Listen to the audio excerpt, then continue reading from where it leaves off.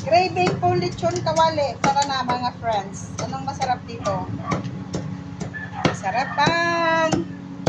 Ah. Paano na kayo mag-isip kung anong ititerno nyo rito sa crunchy na to.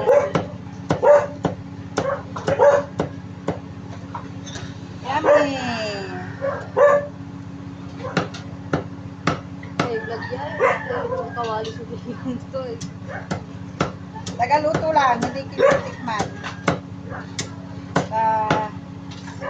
Iwas-iwas.